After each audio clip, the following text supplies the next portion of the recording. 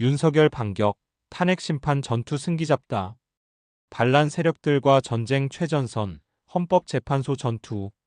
반대한민국 세력들이 지난해 12월 3일 윤석열 대통령의 비상계엄 선포를 문제 삼아 대체로 연말까지는 전시 상황도 아닌 평시에 비상계엄 선포 자체가 잘못되었다는 것을 이유로 거짓, 날조된 신문 기사들을 근거로 하여 또다시 탄핵 절차를 진행하는 이재명과 더불어민주당 그리고 이에 부안해동하는 조중동 등 좌익 언론들이 여론몰이를 하며 분위기를 주도하였다.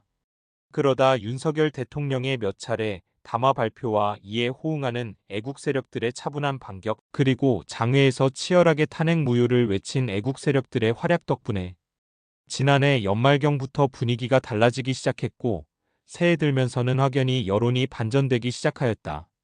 설날 1월 29일 전까지는 윤석열 대통령과 국민의힘 지지율이 급상승하였고 윤석열 대통령에 대한 지지율은 이재명에 대한 지지율보다 국민의힘 지지율은 더불어민주당 지지율보다 월등하게 앞서 나가게 되었으며 국민의힘 지지율은 더불어민주당 지지율을 오차 범위 밖에서 앞서 나가게 되었다. 단지 아직 탄핵안 인용 주장과 기각 주장 간의 격차는 좁혀지거나 오차 범위 내에서 호각세를 보이고 있으나 이 역시 시간이 갈수록 탄핵 기각 쪽 여론이 우세한 조사가 나오고 있어 시간이 경과되면 이런 여론 추세도 속속 많아져 대세를 이룰 것으로 예상한다. 그런 가운데 어제 헌법재판소에서 진행된 제6차 변론기일 심판에서 국회에 출석하여 거짓 증언 후 계속 진술이 오락가락하며 말바꾸기를 하고 있는 곽종근 특전사령관에 대한 증인신문이 있었는데 여기서도 그동안 오락가락했던 진술을 교모하게 짜맞추기 위한 노력을 하였으나 선입견을 갖지 않은 사람 누가 봐도 이자가 거짓말을 거짓말로 덮으려는 장난을 하고 있다는 느낌을 받는 진술이 계속되었다. 좌익들이 설계한 이번 윤석열 대통령에 대한 탄핵 설계의 핵심 중 하나는 계엄 당시 국회로 출동 중이던 곽정근 특전사령관의 진술인데 윤 대통령이 자신에게 연락해 의결 정족수가 안 채워진 것 같으니 빨리 국회 안으로 들어가라며 문짝을 도끼로 부수고서라도 안으로 들어가 다 끄집어내라 등의 지시를 했다고 진술하였고 이런 것이 윤석열 대통령을 탄핵해야 한다는 결정적 증거가 되었다.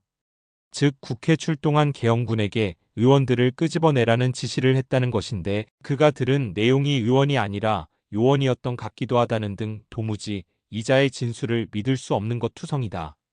그리고 윤 대통령이 국회 주변에서 현장을 지휘하던 이진우 수도방위 사령관에게 전화해 본회의장으로 가서 4명이 1명씩 둘러엎고 나오라고 해라. 총을 쏴서라도 문을 부수고 들어가서 끌어내라고 말했다고 하는데 당시 출동한 계엄군은 총알이 없는 빈총만 소지한 것이라는 것이 밝혀져 이들의 거짓 진술은 헌법재판소 변론기일 증언에서 모두 깨어지고 있다.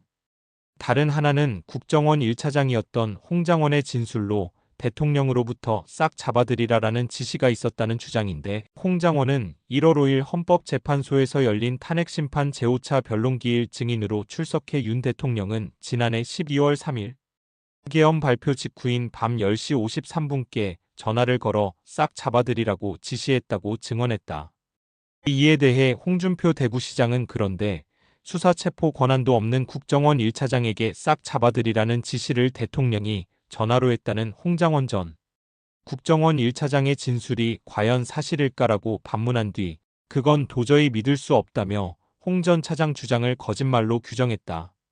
또한 윤석열 대통령은 이에 대해 통화 사실을 인정하면서도 해외 순방 때 국정원의 해외 담당 파트가 여러 가지 경우 정보를 많이 도왔기 때문에 격려 차원에서 전화를 해야겠다고 해서 계엄 사무가 아닌 간첩 검거와 관련해 방첩사국군 방첩사령부를 도와주라는 얘기를 한 것이라고 설명했다.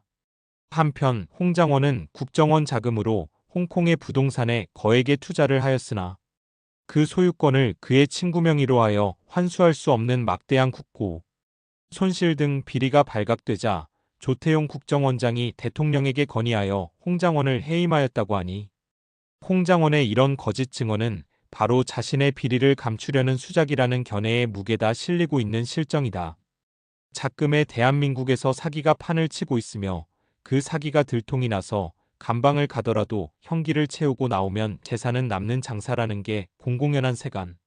의 풍문인 것이 대한민국 현실임을 고려하면 홍장원이라는 자가 바로 그런 사기행각을 이번 윤석열 대통령 탄핵 국면의 반란 세력들의 빌부터 거짓 증언함으로써 한 건 해먹으려 한 것이라는 합리적 추론이 가능하다.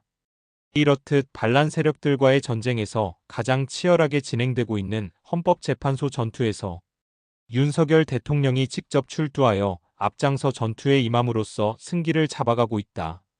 그러나 확고한 승리를 쟁취하기 전까지는 좌익들의 집요한 장난을 경계해야 할 것이다. 법정에서 승패를 거듭하고 있는 기타 전투 상황. 한편 재판장에서 벌어지고 있는 다른 전투에서는 일진일퇴의 공방전이 벌어지고 있다. 2월 4일 서울고법 형사 2부 재판장 설범식는 공직선거법 위반 등 혐의로 기소된 송철호 전 울산시장 등 항소심에서 송철호가 황운하 당시 울산지방경찰청장을 만난 자리에서 김기현 울산시장 관련 비위에 대한 수사를 청탁했다는 사실을 인정할 직접적인 증거가 없는 상황에서 송철호로부터 수사 청탁 관련 진술을 들었다는 증언은 그 진술 내용과 경위 및 다른 증거들과의 불합치 등을 고려했을 때 신빙성을 인정하기 어렵다며 무죄를 선고하였다.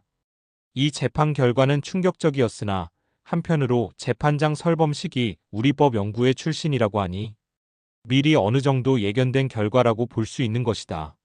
이렇듯 한국 사회 곳곳에 좌익 세력들이 숨어들어 암약하고 있어 언제 어디서 빨갱이 세력들이 등장할지 알 수 없는 상태가 지금의 대한민국이라는 현실임을 다시 한번 일깨워주는 좋은 사례라 할 것이다.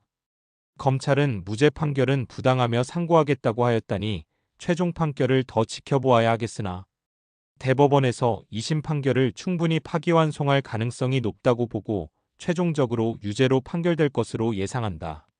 이 사건이 중요한 것은 바로 문재인의 범죄와 직접적으로 연결되기 때문이다. 기대를 가지고 기다려야 할 중요한 전투이다. 다른 재판정에서 벌어지고 있는 전투는 이재명의 최측근인 전 민주연구원 부원장 김용이 대장동 민간업자들로부터 6억 7천만 원의 불법 정치자금과 뇌물을 받은 혐의로 항소심에서도 1심과 같은 유죄가 선고되었다. 서울고법 형사 13부 부장판사 백강진은 6일 정치자금법 위반 및 특정범죄 가중처벌법상 뇌물 혐의로 기소된 김 전 부원장에 대해 장기간 최선을 다해 면밀히 검토했지만 결론적으로 원심과 같은 형을 선고한다며 징역 5년과 벌금 7천만 원을 선고하고 6억 7천만 원의 추징을 명령했다. 항소심 재판 중 보석으로 석방됐던 김 전 부원장은 이날 다시 법정 구속됐다. 이처럼 온통 곳곳에서 좌익들이 설쳐대는 형국이어서 어디 한 곳 제대로 믿을 만한 곳이 없는 대한민국이 되고 있으나 곳곳에 올바른 사람들이 남아있어 아직은 건강한 대한민국의 부활을 기대해도 좋지 않을까라는 희망을 가지고 애국 세력들이 보다 더 강하게 뭉쳐서 각각의 개별 전투는 물론 반대한민국적 적대 세력들과의 전쟁에서도 반드시 승리를 쟁취해야 할 것이다.